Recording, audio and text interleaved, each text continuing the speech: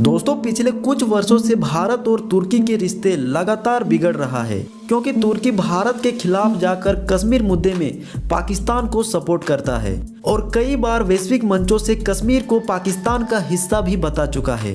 वहीं Pakistani defence force को मजबूत बनाने के लिए भी तुर्की अपना लेटेस्ट कॉम्बैट ड्रोन और वॉरशिप्स पाकिस्तानी आर्मी को बेच रहा है और इसके जवाब में भारत भी तुर्की के दुश्मन देशों के साथ अपने रिश्तों को लगातार मजबूत कर रहा है। भारत भी तुर्की के खिलाफ साइप्रस का साथ दे रहा है और नॉर्थ साइप्रस में तुर्की का जो कंट्रोल है उसे लेकर भी भारत वैश्विक मंचों में तुर्की का विरोध करता है।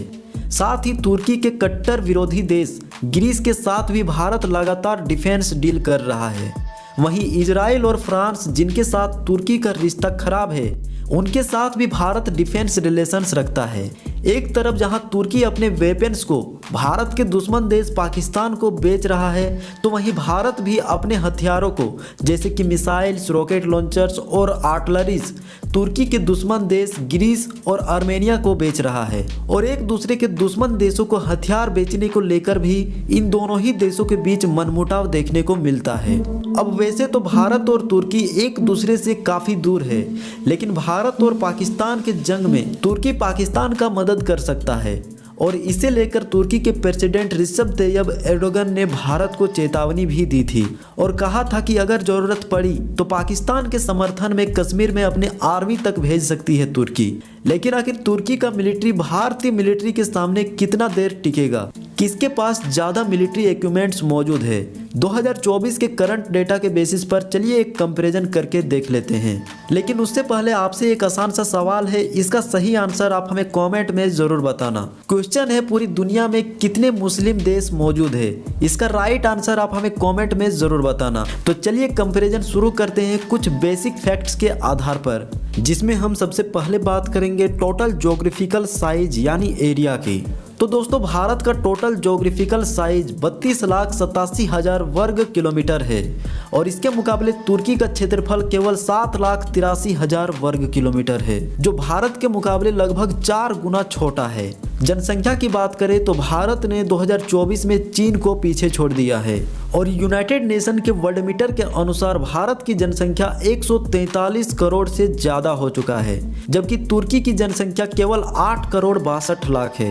2024 में भारत का नॉमिनल जीडीपी 4.1 ट्रिलियन डॉलर है और जीडीपी ग्रोथ रेट 7.2% रहने का अनुमान है। वहीं भारत के मुकाबले तुर्की का नॉमिनल जीडीपी सिर्फ 1.3 ट्रिलियन डॉलर है और जीडीपी ग्रोथ रेट 4.0% रहने का अनुमान है। डिफेंस पर किए जाने वाले सालाना खर्च की बात करें तो भारत 2024 में तकरीबन 75 बिलियन डॉलर खर्च करेगा, जबकि तुर्की ने 2023 में अपने डिफेंस पर लगभग 16 बिलियन डॉलर खर्च किया था और इस वर्ष के लिए 40 बिलियन डॉलर का डिफेंस बजट निर्धारित किया है, जो पिछले वर्ष के मुकाबले लगभग 150% ज़्यादा है। ग्लोबल मिलिट्री पावर रैंकिंग में भारतीय मिलिट्री दुनिया की चौथी सबसे ताकतवर मिलिट्री है। वहीं तुर्किश मिलिट्री पाकिस्तान को पीछे छोड़ते हुए दुनिया की 8वीं सबसे ताकतवर मिलिट्री बन गई है। दोस्तों बेसिक कंपैरिजन के बाद जमीनी ताकत देखें तो इसमें भारत के पास टोटल एक्टिव मिलिट्री पर्सनल 14,50,000 के करीब है और इसके मुकाबले तुर्की के पास केवल 3,55,000 एक्टिव मिलिट्री सोल्जर्स मौजूद है। मेन बैटल टैंक्स के 4700 से ज़्यादा यूनिट भारतीय मिलिट्री के पास है, तो वहीं इसके मुकाबले तुर्किश मिलिट्री के पास 2,250 के करीब मेन बैटल टैंक्स मौजूद है। फील्ड एवेंजर्स यानी ट्रेड आर्टिलरी भारत के पास तकरीबन 3300 के करीब है, वहीं तुर्की के पास 1750 के करीब ट्रेड आर्टिलरी मौजूद है।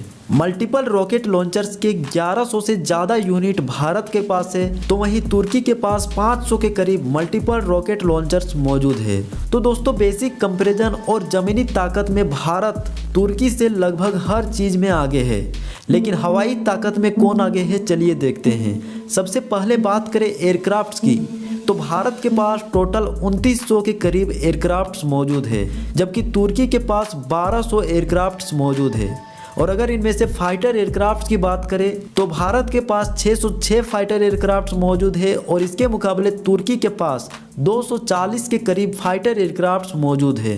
टोटल हेलीकॉप्टर्स भारत के पास 850 के करीब है, जिनमें से कॉम्बैट हेलीकॉप्टर्स तकरीबन 150 है, जबकि तुर्की के पास टोटल हेलीकॉप्टर 503 है और इनमें से कॉम्बैट हेलीकॉप्टर्स 110 के करीब है। दोस्तों, इसके अलावा भारत के पास न्यूक्लियर वेपन्स भी मौजूद है जो किसी भी देश को मिनटों में तबाह करने की ताकत रखती है। भारत के पास तकरीबन 150 से 160 के करीब न्यूक्लियर वेपन्स है, तो वहीं तुर्की के पास फिलहाल खुद के न्यूक्लियर वेपन्स नहीं है, लेकिन नाटो कंट्री का मेंबर होने के वजह से अमेरिका द्वारा दिए गए कुछ न्यूक्लियर वेपन्स तुर्की के पास है, जिनका उपयोग वो अमेरिका के मदद से ही कर सकता है। दोस्तों, एयर पावर के बाद नेवल पावर की बात करें तो इस फील्ड में भारत के पास 2 एयरक्राफ्ट कैरियर्स मौजूद है, जबकि तुर्की नेवी के पास फिलहाल एक भी एयरक्राफ्ट कैरियर नहीं है। लेकिन हेलीकॉप्टर कैरियर जहां तुर्की के पास एक मौजूद है, तो वहीं भारत के पास फिलहाल एक भी हेलीकॉप्टर कैरियर नहीं है। डिस्ट्रॉयर शिप्स जहां भारत के पास 12 मौजूद है, तो वहीं तुर्की के पास फिलहाल एक भी डिस्ट्रॉयर शिप नहीं है। कॉर्वेट शिप्स के 12 यूनिट भारत के पास है, जबकि तुर्की के पास केवल 4 कॉर्वेट शिप्स मौजूद है। दोस्तों, इसके अलावा भारत के पास 18 सबमरीन्स मौजूद है और इसके मुकाबले तुर्की नेवी के पास 12 सबमरीन्स मौजूद है। तो दोस्तों, ये था भारत और तुर्की के बीच एक डिटेल कंपैरिजन। उम्मीद करता हूँ कि ये वीडियो आपको पसंद आया होगा। मिलते हैं किसी नए वीडियो में। जय हिंद।